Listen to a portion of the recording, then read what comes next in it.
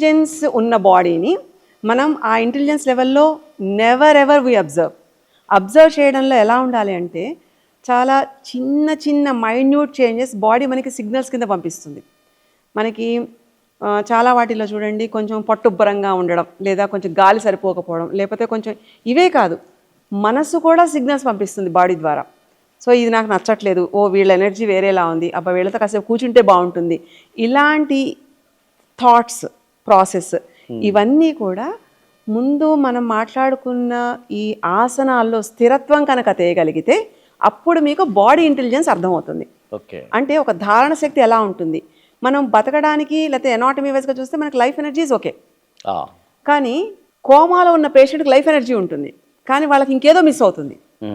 ఆ మిస్ అయిన దాన్ని రీకనెక్షన్ ఎలా చేస్తాం, అది మనం ఏం చేయక్కర్లేదు, శరీరం అది చేసుకోవడానికి గల వాతావరణం మనం కల్పించడం అంతే.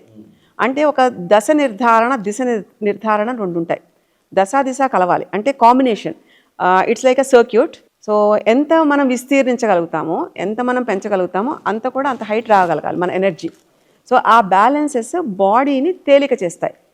బరువు అంటే మాస్ ఇండెక్స్ ఈ లెవెల్లో చూస్తే body mass should be like light, at the same time the freeness of the molecules, అంటే ఎనర్జీ ఫ్లో కావాల్సినది స్వేచ్ఛగా తిరగాలి. అంటే ఇప్పుడు ఈ బిఎంఐ బాడీ మాస్ ఇండెక్స్ అనేది ఇండెక్స్ ప్రాచీన కాలంలో కూడా ఉందండి. ఎందుకంటే అది ఏ పదంతో ఉందంటారు? ఎలా అంటే మనకి పక్షిలాగా తేలిగ్గా ఉండాలి, ఎగిరేలాగా ఉండాలి, అంటే చాలా అల్పంగా తినాలి, ఎక్కువ కష్టపడి పని చేయాలి, అంటే కష్టం ఉండాలి ఫిజికల్గా.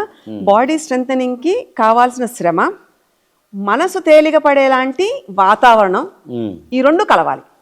ఇప్పుడు మనం వాటికి భిన్నంగా ఉంటున్నాం, అంటే మనసు భారంగా తయారు చేసుకుంటున్నాము, శరీరాన్ని కూడా అంతే భారంగా దాన్ని చూడాల్సి వస్తుంది. అలాంటప్పుడు మనము ఒక డిసీజ్ని రావడానికి మనం ఎంట్రీ ఇస్తున్నాం.